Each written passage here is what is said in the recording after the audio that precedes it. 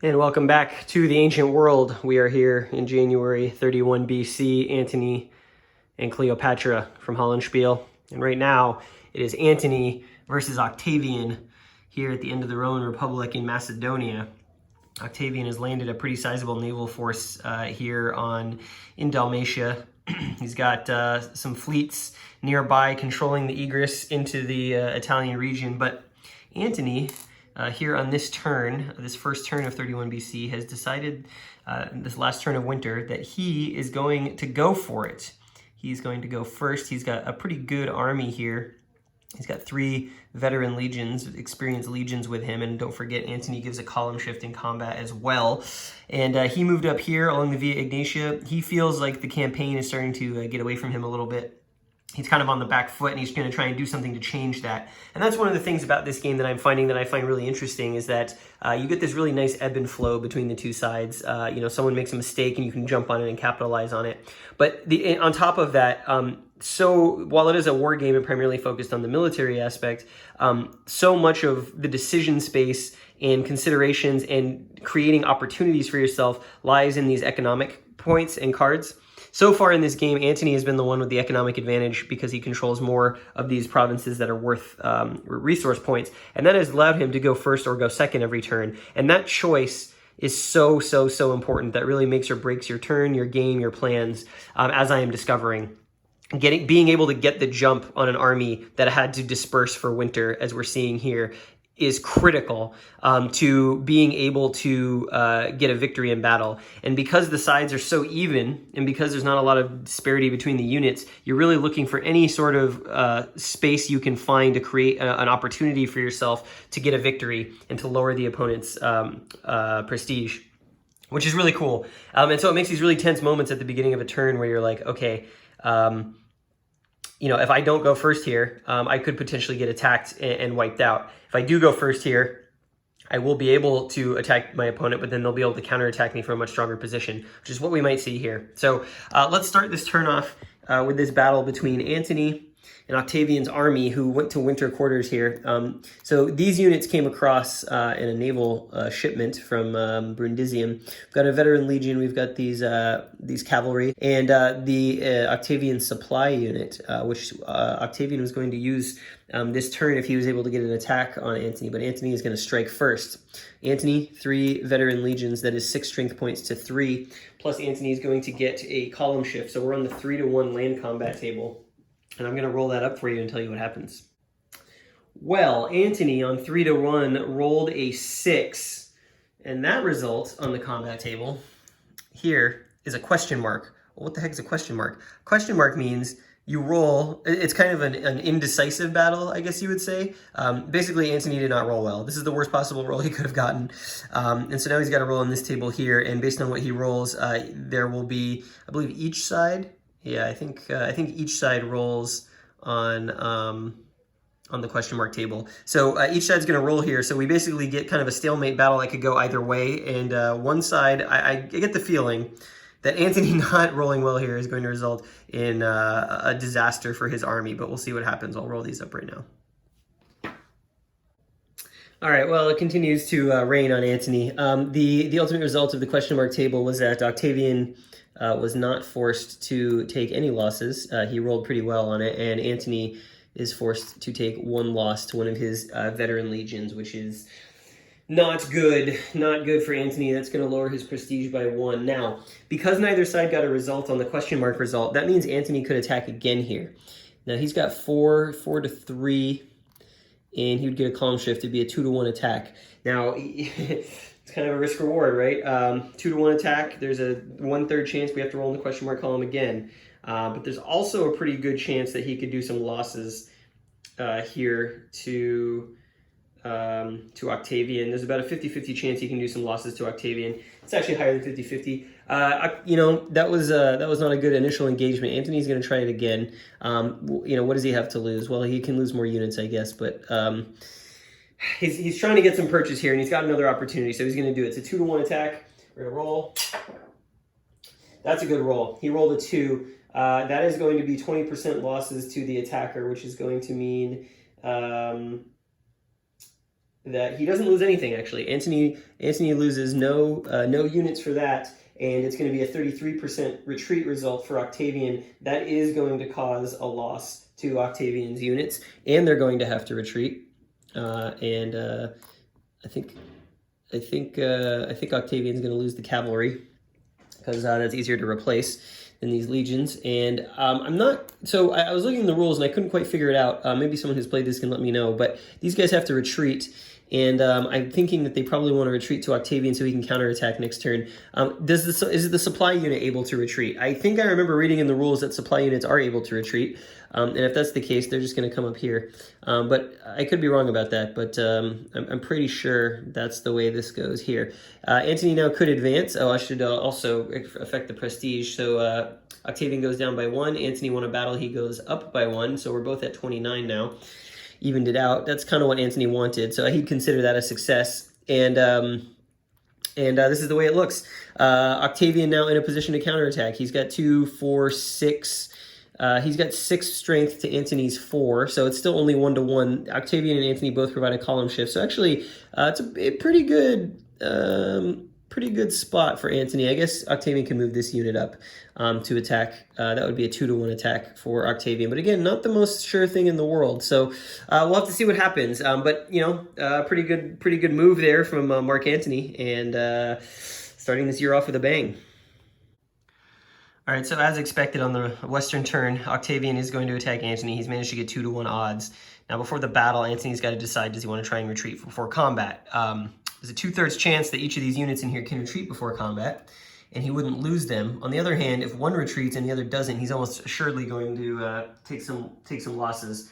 There's only a 1/3 chance he actually loses any units here on Octavian's roll. Well, maybe a little higher, but if they get question mark. But it's risky, because if Antony loses these legions, they're never coming back. So it's a really tough choice. This game is constantly forcing tough choices on you, agonizing choices about chance and whether or not to take risks. It's really all a game about taking bold risks and having them pay out as much as possible.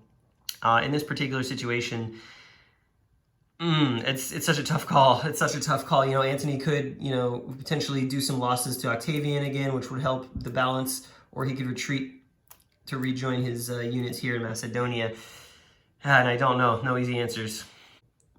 Well, my worst fears came to light. One of the legions under Antony's command was able to retreat. The other one failed, so Antony stayed behind to provide the column shift. Thankfully, Octavian rolled very poorly on his attack, and therefore no losses to either side. It was an inconclusive result. 4-to-1 attack, inconclusive result. Antony did have to retreat. He is going to retreat there. Actually, that's probably not a good idea. He should probably retreat here, because we don't want more than 3. Well, it actually doesn't matter. Same column. We're gonna have to roll for attrition. Thankfully, the Antonine supply unit is here. Octavian can take ground. He is definitely going to do that, and he can actually take ground in such a way that he will not have to roll attrition. Now, he will risk being counterattacked by Antony. 2, 4, 6, 7 strength points there. So this is a tough call. I believe the supply unit's allowed to advance, so we'll advance. We'll take the whole army and we'll move up the road, push Antony back to Asia.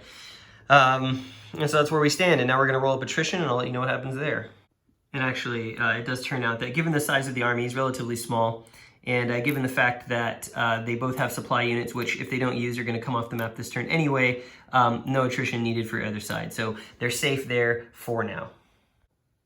So now we come to the first turn of the game, where replacements are going to come into play in the game here. Now, Antony's lost 2 squadrons. Those are able to be rebuilt for 8 resource points. He's also got his supply unit, which also costs 8 resource points. Looking at the situation on the map, what is more important to him?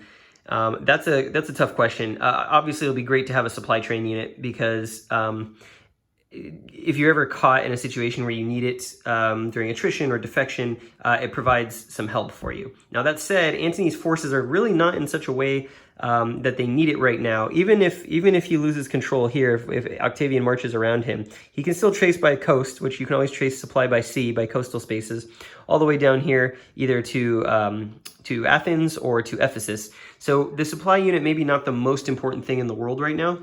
A lot of his units can trace pretty far, even to Alexandria. So he's thinking he might want to rebuild the navy. Now, he's got 14 points, resource points. Those are all the provinces, the economic value of the provinces that he controls. Rome has a total of 8 economic points, but they also get 1 each for every piece, every good side of the counter these are on. So the rest of the Roman Empire is fine. So he's got 10. Now, Antony still gets to decide who goes first because he's got the higher value here. And he's also got more resource points. He just doesn't have anything... just doesn't have anything in here yet that he can rebuild other than these 8 cost things. So I think what he's going to do is he's going to choose to spend 8 of his points to rebuild. And this goes 2 turns out on the track, so it goes there. To rebuild his navy. Now, speaking of the navy, he is going to want to, he's got an interesting idea here. So first of all, he's got some heavy squadrons. He's got Agrippa currently bottled up in the harbor here at Ambracia. If he goes first, he can get potentially 4 heavy squadrons here and blockade Agrippa into the harbor. Now, it's really bad to attack ships in harbor. Your strength is basically 1, so it would not be good, but it would prevent Agrippa from reinforcing with the rest of the Roman fleet. And that could be a huge change here. Now, it's a little dangerous if he's going to try and reach there. This ship will have to sail across the ocean to come up this way, and that involves rolling on a table, a sea movement hazard table, but it's only 1 hex, and we're in a good weather turn. So unless he rolls a 6, this ship should make it. Famous last words, I know. But the other reason he wants to do that is because in any sea battle where you have 4 strength points of heavy squadrons versus only light squadrons, which right now the Roman Navy is, the Roman Navy, or the light squadrons, will take an additional hit. And that could be a huge game changer when it comes to controlling the seas again. So, Antony wants to do 2 things right now. He wants to start rebuilding the navy. He's done that. He wants to start moving the navy and consolidating those naval forces to blockade Agrippa here in Ambracia and prevent the Western Romans from using their sea power. And he wants to get as many land forces as possible under Antony for a hopefully decisive strike against Octavian's army. These guys are evenly matched right now, so there's not really incentive to attack each other. But the first person that's able to get their units in there and get an advantage is going to probably want to push that attack. So it's starting to heat up a little bit here in Macedonia as the 2 sides come together. Beginning of April, Antony has managed to move in enough force here to get 2-1 on Octavian. Octavian, you can see here, desperately trying to get some reinforcements. Some cavalry came down from Illyricum. Another veteran legion shipped across along with the supply train, but it's just a little too late because Antony is about to do a 2-1 attack. Now, that is still risky, but Antony doesn't feel like he's ever going to get a better opportunity, and he's got to strike now. And if he wins this battle, it could be very devastating to the Western player. That will likely mean that Octavian's got to bring in legions from the off-map garrisons track, which has a whole host of problems associated with it. So let's do this combat. Pretty biggest moment in the game so far, I would say, and certainly will be a pivotal moment for either side, depending on how this goes. Well, the result was pretty good. Mark Antony lost 2 units just because his army was so big. He chose to take it on these 2 cavalry units. They're cheap to replace, and they don't get removed from the game. Octavian, unfortunately, did lose a veteran legion. He did not have a choice. So, yeah, not good. This will go to the replacements box. Could potentially be brought back by off-map legions, cavalry as well. They'll be brought back later, I'm sure. And Octavian has to retreat. He's going to retreat to his army and his supply unit. Antony will go here. He doesn't have to advance with everything. He can leave some behind, but he doesn't want to give Octavian a counterattack. So, pretty good move there. And, ultimately losing 2 units in the attack but winning the battle is the same as losing 1 unit. So the prestige differential has not changed between the 2 sides. Now at 28, it's pretty hard to find an advantage right now. But I suspect that will start to change as more units come into the game. End of the main June turn, Octavian is going to try a different strategy here. He can't go toe-to-toe with Antony's army, so he's going to try something else. He's moved down to the province of Achaia, where Antony has stripped all of the units from, and that has actually resulted in Achaia not contributing its income to Antony next turn because Antony doesn't have any units in here. Now, Antony will be able to fix that quite easily. He just needs to move 1 hex, but for a turn, he's going to have 2 less replacement points, which may or may not matter. It actually will matter because he does... no, it won't matter because he only has this boat there, so he'll still be able to build that. But on the other hand, Octavian is also trying to change up the tempo of the campaign. It suits Antony to have sort of be both armies at loggerheads here in Illyricum, mostly because the Roman fleet is separated, the Western Roman fleet, and as long as Antony has ships here, he's going to control this linchpin location. So instead, Octavian has diverted some of his forces down here into Africa, and he's now marching sort of a scattered army of veteran legions across the sands with the idea of either wiping out this force here in Cyrenaica or potentially even trying to take Alexandria. Now, this will be a prestige point if he's able to do it. It's got a strength of 5 right now with this garrison marker on it. So if he can muster 10 points, he's close. He's got 9 down here. And some of these transports are actually going to carry some of these units forward along the coast. There's no naval presence down here anymore. Antony had to take all of his naval units here up into the northern part of the Mediterranean in order to keep Agrippa's fleet separated. Now, speaking of Agrippa, he has actually moved out on his own. He's left the ships in harbor and he's marched across the Peloponnese and come down here to Crete, where this transport is going to try and pick him up next turn and then reunite him with this fleet here. That will be a column shift, and that will allow the Western Roman player to try and break this this cordon here in Ambracia. We'll see how that goes. We'll see how it goes. It might take more than one turn. This transport could sail through here, but that's a little dangerous. We'll make that call when we come to it. But basically, Octavian saying, I can't go toe-to-toe. I've got to put the pressure somewhere else. I've got to hit you where you're weak. And Antony, very weak down here in the homeland, in the home front, because Antony is basically taking all of his units in order to get that 2-to-1 attack up here, which did not provide the decisive result that he was looking for. The other big element that's happened here is that Octavian has started stripping garrisons from other parts of the empire. He was able to bring a veteran legion into play here in Italy. That's reduced this to 7. Now, there's a 1 in 6 chance moving forward that we could get some problems in the rest of the Roman Empire because of that. But Octavian needs the manpower, and if he's going to win this, it's only a 6 right now. If he goes down another one here, that's going to be a 5 or a 6. So still not bad odds, although that gets a little bit more likely. But we'll start to see how he plays with this. On this first turn where he stripped it, he did not roll a 6, so no problems there. Things still stable in the Roman Empire. But moving forward might be a little bit of a different story. Pretty hilarious turn of events here. On his turn, Antony moved down this heavy squadron. Rather than going this way, he came down this way just to make it tough for the transport, which was here to try and pick up Agrippa. Well, when this transport moved here, the bad DRM for moving adjacent to an enemy squadron caused him to roll on the storm table. That roll, not good whatsoever. This transport sent to the bottom of the ocean. A little bit of coastal patrols here from Antony, and that leaves Agrippa stranded on Crete on an island vacation. He cannot get off until another transport's able to make it. I think next turn this one will try and move up there to get to him. Maybe if he goes here, that transport can go this way and hopefully not join his friend into the bed of the Mediterranean. Well, Antony's going to go for it. He's got the numbers up here to potentially put the hurt on this fleet. They're going to take an extra loss no matter what. He's got 4 heavy squadrons here. He's also going to attack here out of Athens. He doesn't outnumber Octavian 2-to-1, but he wants to start doing losses if he can to really get the prestige down, because we're sort of running out of time in the game and it's going to be a draw otherwise. So this game is kind of forcing Antony to be aggressive if he wants to win, and he's in an okay spot where even if it doesn't go well, he's not going to be at a disadvantage coming out of it. So let's get to the rolling. Well, what an absolute calamity it was for Antony here. Big set-piece battle here outside of Athens, and it was extremely bloody. Not the trade that he wanted to be making right now. He rolled as bad as you could roll on both rolls. Octavian didn't do too much better, but because his force was smaller, he wasn't forced to lose as many units.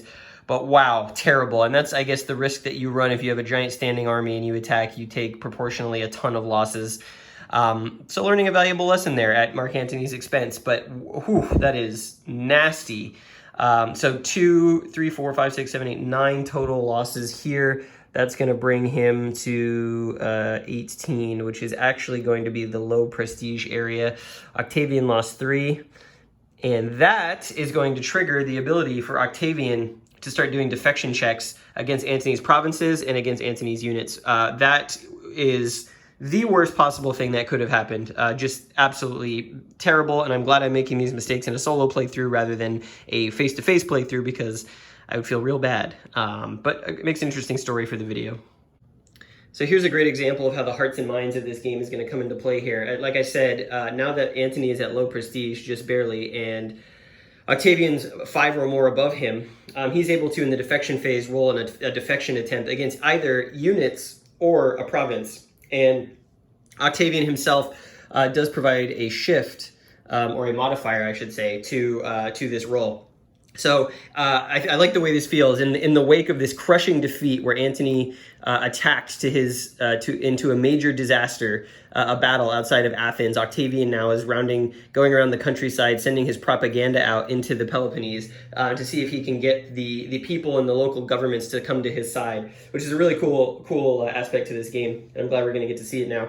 So Octavian has decided he's actually going to do it on the province of Achaia, because Achaia is worth two resource points to Antony, and if Octavian can start winning the economic war, he can maybe make it lights out for Antony, because he'll get to bring on more reinforcements. And right now, a whole host of available reinforcements are made to both players on this turn to bring out of the replacements box. So if he can start getting those resource points up higher, he can not only do that, but he can also dictate the flow of play, who goes first, and so forth. So Octavian's going to roll against the province of Achaia, see if he can convince them to join his side, leave Antony's camp. So no modifiers, I believe.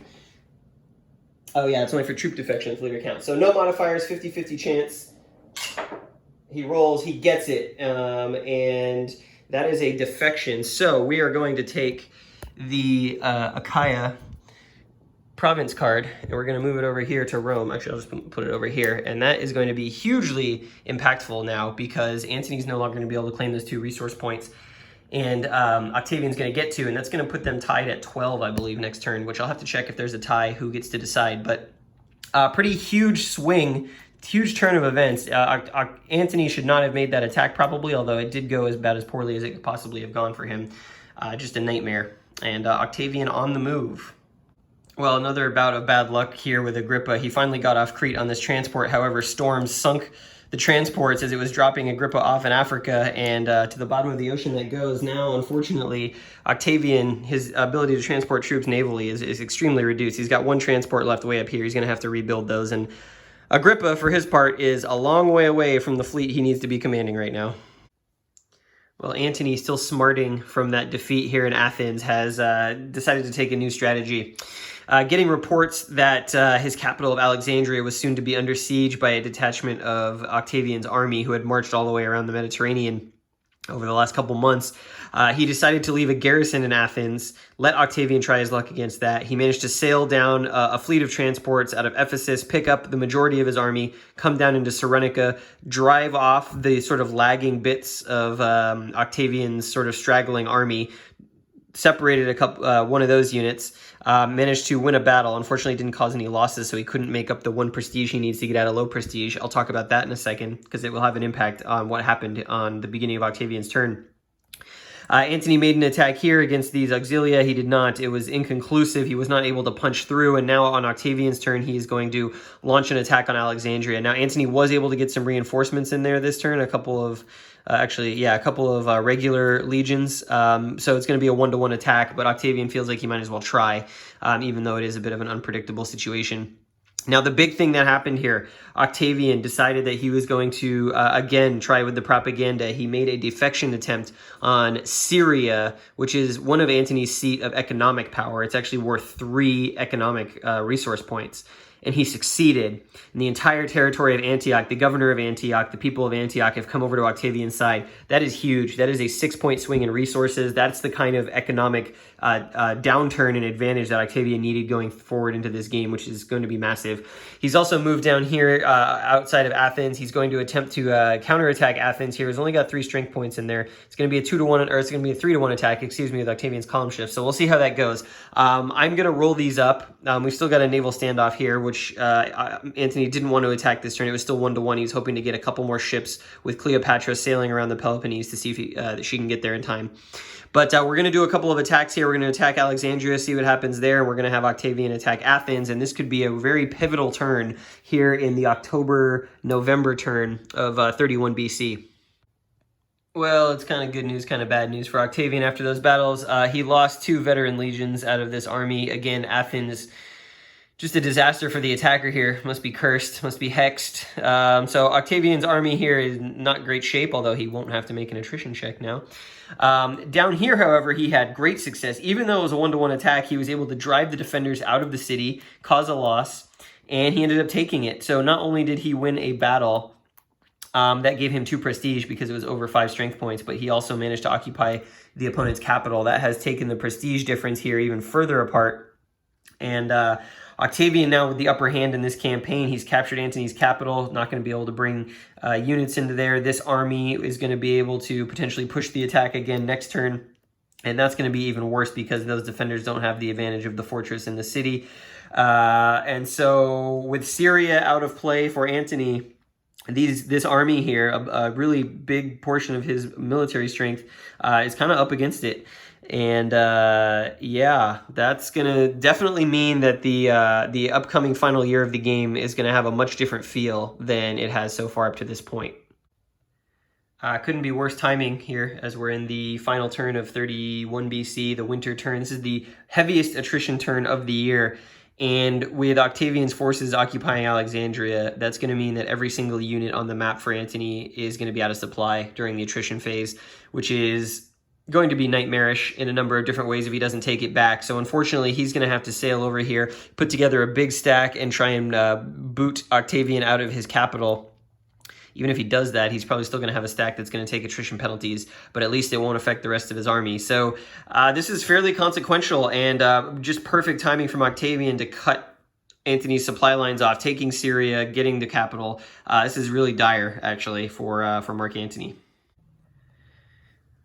And Antony was able to do it successfully. He rolled really well. He eliminated 2 veteran legions from Octavian's army. That's really painful, really painful. Managed to take the city back and separate the army enough so that the attrition situation is not going to be too bad. Up here, the naval attack, again, very bad for Octavian. 2 light squadrons destroyed by Antony's very powerful navy with Cleopatra on board, actually. And that's really going to lock down the Western Mediterranean in Antony's favor. However, it does, with those losses, it does mean that Octavian is not able to do any more defection rolls for the time being. Antony's victories across the Mediterranean world this winter, extremely impressive. And so people who were thinking about switching sides, maybe not thinking that so much anymore. Well, ever an eventful time this game is. We are starting off 30 BC, February specifically, with just storms all over the place. Wow, the weather, absolutely wrecking both sides. Both sides rolled a 4 for their storms check. That is the ye gods lose 4 naval units anywhere on the map, and harbors do not negate. So Antony's navy here off the coast of Sicily, Lilybaeum, absolutely sent to the bottom, just absolutely destroyed there. Octavian faring no better. I mean, I guess the silver lining is that in the attrition check, his fleet suffered an outbreak of plague, but that's 2 light squadrons, his entire navy gone, and the 2 units in harbor here gone. Storms racking the Western Mediterranean, and just yikes. Wow. Quite the turn of events there. That leaves Cleopatra's fleet here, the only naval power left on the map, until at least some things get built. Octavian's building a transport, but he's not going to really be able to do much because Cleopatra's going to have free reign of the ocean, and anytime a naval unit hits a transport, it just eliminates it. So just thrown into complete and utter chaos here in sort of the final year of the game. Just an incredible turn of events, and I don't really know what to say. Didn't expect both sides to lose that many units. Well, here we are. I figured I'd show you this because it's the first one of the game. We're about to have our first defection check on units.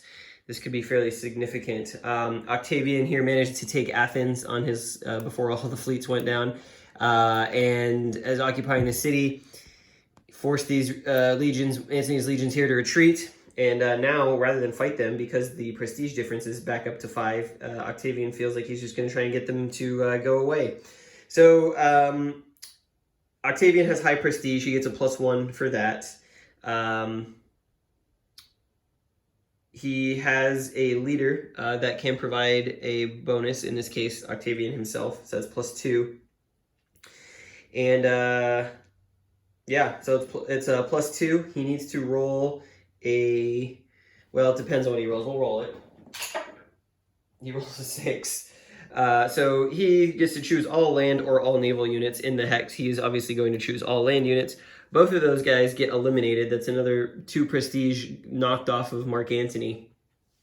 And actually eliminates one of Antony's experienced legions. They've just evaporated. They've decided they're throwing down their swords. And Octavian now is in sole control. Well, it's not true. Cleopatra's parked here in Ambracia. But there are no more land units here. So as soon as that ship sets sail, he's going to take away Achaea's 2 resource points from Mark Antony. So perhaps Cleopatra is stuck there for the time being while Antony is running around rough in the Peloponnese with no one to stop him. This is turning into kind of a rout now for the Antonine player. He is taking blow after blow. I mean, really all of those ships going down was the worst possible thing that could have happened to him. He had the naval advantage. He was about to put the hurt on the remnants of Octavian's fleet and basically be in sole control of the ocean. And that is not going to happen any longer. You can see that, there's a pretty formidable stack here that Octavian could do some things with. The other interesting thing here is that Octavian brought in a unit here in Antioch because, remember, he controls Syria now. That unit last turn moved up to Cappadocia in Anatolia and actually prevented Antony from getting that resource point as well. So the economy not going Antony's way, the naval game not going Antony's way, and now the combat and defection game not going Antony's way either. Well, the devastation here from Octavian continues. He kind of managed to convince Cleopatra's fleet, which was up here in Ambracia, to basically just give up and sail away, and they unceremoniously dumped her in the city. So she's had to walk all the way across Greece, basically, to Athens, hoping that a transport can come pick her up. But she is without a naval unit now, and in fact, that was the Antonian player's last naval unit. So there is no more naval units on the board, although we are rebuilding some. Octavian also managed to bring so he got prestige for that. Down here, the Romans are kind of baiting Antony's army into a chase up the African coast. Eventually, they will run out of room, and there will be a conflict here, but he's happy to have Antony chase him. Antony needs some prestige somehow, some way. He may have been better off returning and going back up this way, but as you can see, he's built a force here in Anatolia to contest the disruption of his supplies and resources in Cappadocia and Cilicia as well. So really just a lot of damage control for Antony right now, as Octavian essentially is winning the economic war. We've only got 4 turns left. Before I forget, the other thing that happened is actually Octavian's depletion of the legions elsewhere in the empire has finally taken its toll. We did get an invasion, an incursion from outside the empire. And so the secure borders are no longer secure. That cost Octavian a prestige point, and it's going to cost him an economic point on this upcoming turn as well. So not the end of the world. He may not even want to try and fix it, although he can. He can launch a combat with these 6 legions against it to fix it, but we'll see what happens. Heading into the final summer, Antony just kind of flailing now, trying to find some sort of prestige here. But basically, he launched an attack here, drove the Octavian legions back into Antioch out of Cilicia. Useful, got some prestige there for winning that battle. Down here, Octavian sailed down with some forces to contest Antony's march through Africa. Antony launched a 1-to-1 attack. Did not go well. They both lost a unit, and so he ended up losing the battle, giving Octavian some prestige. Unfortunately, Octavian is absolutely hammering Antony's economic base now. He's basically denying any sort of supply out of Greece, as you can see up there. Unfortunately, the other marker here got flipped this turn. Bad roll again for Octavian. Now he's got an internal rebellion and invaders from outside the empire. He did try and fight back with some of these off-map legions to combat that, but it didn't work out. And so turmoil outside of the Mediterranean as Octavian puts the stranglehold on Antony here into the last summer of 30 BC and 3 more turns. And the end of Antony's Eastern Empire definitely sees the writing on the wall. They are folding like a house of cards. Syria, as we know, already in Octavian's control, but Cappadocia and Asia, seat of the power in Anatolia and Cappadocia as well, have also come over to Octavian's side. Syria as well. So Octavian consolidating his power base on the Asian side of the Mediterranean, and that does not bode well for Antony, because this one was his richest province that he has remaining outside of Egypt. Bad to worse for Mark Antony. Cleopatra attempt an attack here on Athens, wipe out some of Octavian's units. Went horribly wrong for her. Now they're just kind of lost in the wilderness here in Greece, while Octavian's forces kind of close in. Down here, Octavian counterattacked Antony, went really well for him, eliminated some more units. The prestige gap now is almost 10, which is almost unrecoverable. Octavian's still trying to drive that to 0 to get the instant win. More units came on here in Syria, and unfortunately Antony's army, who was making a push here, caught the plague this turn. There's been an outbreak, and that has resulted in a very good roll on Octavian's defection phase. This entire stack, sick, has deserted. That is 4 prestige that Antony's going to lose there, and basically wipes out his strength in the east. That's 4 legions that have given up, have gone home, have acquiesced, capitulated to Octavian, the true emperor of Rome, it's turning out, and that leaves, you know, basically no force left there. Asia, like I said, is now under Octavian's control. He's really just got to mop up here. He could actually march these guys down and potentially take Alexandria again. But it's basically all over for Antony. At this point, he's just trying to hold on so that he doesn't get to 0 prestige. And yeah, two turns remaining. Well, here we are at the end. Octavian has kicked Antony's ass all over North Africa. Octavian's armies from Syria have come on the final turn, have taken Alexandria, and that was actually very significant because the final prestige score is 20-5, which is a huge discrepancy, but you can only win the game if you control your opponent's capital. And on the final turn, Octavia took Alexandria and therefore wins the victory, preserving history, reuniting the empire. It was touch and go for a little bit.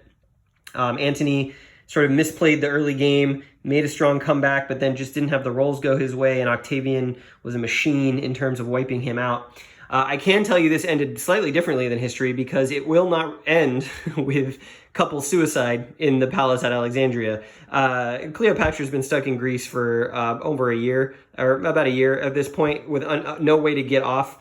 The Antonine transport fleet was driven back by Agrippa all the way through the Bosporus, all the way over to Trebizond in the Black Sea. And Agrippa more than happy to hang on to that very critical crossing. There was nowhere really for them to go. They were trying to flee, getting destroyed. And so she's just going to hang out there and probably be taken prisoner. Curious what knock-on effects that'll have throughout the rest of this period of history, but we won't know because this is where the game ends. Overall, here's the situation. You can see that Octavian basically closed down, really just locked up the Eastern Mediterranean. Antony nowhere to go, no way to defend his capital. The economic devastation that Octavian was able to wreak through this final year ended up making it so Antony could not get any forces mustered in any real way, which is huge and a great understanding of the way the game works. Of Antony's starting veteran legions that he brought with them as part of this war, Octavian destroyed 5 of them that were never coming back. So that was also very crippling. And yeah, it's over. We are done. This is a fantastic game. This is a really, really great game, full of really interesting stuff, full of really dramatic moments, as you saw through this playthrough. Really cool mechanics with some really simple rules overhead. This is a very elegantly designed game, and really has some great strategy to it. It's interesting because the game seemed, as the way I played it, to move through some phases. It starts very maneuver heavy early on, both sides very equal, and you don't want to be making, one-to-one attacks on this combat table, because it can just go like very off sideways from under you. So in that sense, you start with a stalemate, but then both sides are looking for ways that they can bring sort of clever maneuvering into the fray to threaten other parts of the opponent. opponents' land areas that they control. I really like this economic system where, your reinforcements are tied to what areas you control on the map. But literally, as soon as someone gets a foothold, as soon as the battle goes wrong, as soon as you can sort of cleave a small advantage in your opponent, it can pay huge dividends, especially if you can start making defection checks. That's really where Octavian took this game. And my learning being that you definitely don't want to be on the receiving end of that. If you get 5 prestige behind your opponent, you can basically kiss your provinces goodbye, because it's a very unforgiving table. You can see it's 50-50 for a province to defect, and there's modifiers with troops in that province as well. But every 2 rolls, essentially, you expect that a province would shift over to your side. And once that economic advantage starts coming in here, it becomes very hard as the player suffering that to mount a defense. And you're kind of at the whim sometimes of the gods. And I think, that's one area where, war game players may not like this game, is that it is somewhat random. You saw the fleets for both sides essentially get wiped out by storms. That can happen. You can lose transports trying to make the crossing, through the ocean zones, and lose troops on them, or lose those transports. And it's a slow process to rebuild units. Ship units don't get rebuilt for 2 turns. So you're talking about a fairly significant portion of the game where you're not going to have them. And so, if high variance is not your thing, this may not be something that you enjoy playing. It doesn't feel good, probably, and I can definitely imagine playing face-to-face. Had I got that storm result where fleets got destroyed, it wouldn't have been a fun time around the table. That said, I do think the scale of this game at its strategic level, those things happening aren't game busters per se. And the game wants you to think cleverly. It wants you to look at the map and see where you can get an advantage. What are the types of things that you can employ to, force your opponent to respond, even if it's not direct combat in this game. It really makes you think in interesting ways, and I really like the sort of quasi-operational thinking and scope of the game, because it does really come through in the mechanics and some of those random events. It certainly tells a story. If you're looking for a war game that you can play in a couple hours, maybe 3 hours, with someone, not a ton of rules, you can get in and going really quickly, that really evokes the period, really evokes some of the considerations. Supply lines are basically traced by coast, only, unless you've got a supply train or across the Via Egnatia. So it really limits the way that you're approaching your opponent. Then this is a great game for that. Something that really has a feel of the ancient world, the considerations of the movement of the ancient world, and having large armies, and having to worry about attrition or defection and stuff like that. Really awesome experience. I think this is one of Hollandspiele's best games. Personally, that I have played. This and Westphalia are the 2 Hollandspiele games that I have been most impressed by, in terms of the tightness of the design, the cleverness of the mechanics, what it's doing differently from other war games. There's really nothing out there like this that captures both the military campaigns and sort of the hearts and mind aspects of the provincial control and how that affects your military operations. There's not a ton of stuff doing that out there, and this is on a period of Roman Republican history that also doesn't get gamed. The low-hanging fruit here would have been Caesar's Gallic War, or the Triumvirate, but to get the end of the Republic, the very end, with Octavian and Antony fighting each other, is super cool. And there's stuff that we didn't see in this game either. Obviously, we had Octavian going back and forth. He had to put down a couple rebellions, which I didn't show you on camera in the final couple turns of the game. But you've got these threats that he's always got to be aware of. He can't just pull legions from the rest of the empire, because if he does, it can get really dicey, and it can affect his economic output as well. And we were close, but we never quite got there. Octavian was kind of hovering around this high prestige, low prestige barrier for most of the end of the game. Antony could never quite get the rolls he needed to get him down there. But once that happens, once both players are in this green zone for prestige, then you could potentially get things like the Illyrians invading and pirates invading, or over here in the east, the Parthians invading. And we didn't see that. And I suspect that it's probably a very low odds chance of that happening. But the fact that it can happen is really interesting, and sort of makes for some more dynamism in this game. But overall, this is a really, really, really good Roman 2-player strategic quasi-operational game with not a lot of complicated rules that you need to figure out. It's generally very simple, and what I really like about it especially is there's not a lot of like value counting. Each counter is essentially 1 or 2 strength points. 1, or if it has the dot, it's 2. So it makes combat, you're able to get into the combat, you're able to read the charts really easily. You've got 2 leaders per each side, and they each have a special ability or 2. All the charts and tables are very easy to use and very simple. So there's not a lot of rules overhead, but like I said, it really evokes the flavor of the period, plays extremely seamlessly. You can get, once you get going, you really get into a groove of like, okay, I'm going to do this now. How's my opponent going to respond? And, you know, winning the initiative, the economic part of this game, while it is sort of with these cards, it is super important because going first on a turn can have huge impacts about the tempo of what you're doing. I mean, you saw at the end, Octavian, the destruction he was able to put on Antony's armies because he was able to go first. Once Octavian was able to start going first because he had won that economic war, he was able to make moves and force Antony to respond to him. So in that sense, the sort of tempo of the campaigns has been was really expressed in the mechanics, which I thought was really cool. You know, you win the hearts and minds, you win the economic war, and you're able to put your armies in the field more effectively. And that really comes through here. So all in all, I really have to say that this game, a really pleasant surprise. Didn't know what to think going into it. I bought it basically for the topic, and I heard some good things about it, but really playing through it here, just a really fantastic experience by John Tyson, or Thiessen, if that's your name, excuse me. I know we've talked a bit on BGG. Really awesome design here. I think, you know, if you're a fan of Roman games, of ancient games, this is a perfect two-player strategic operational game in that period that belongs in your collection. Can't recommend it highly enough. One of my biggest surprises of the year, actually, and one of my favorite games that I've played on this channel, you know, of all the games that I've played, no matter what era they are. So comes with my highest recommendation, definitely a thumbs up. You should check it out if you get a chance, or play it with someone who owns it, because it is real good. Real good.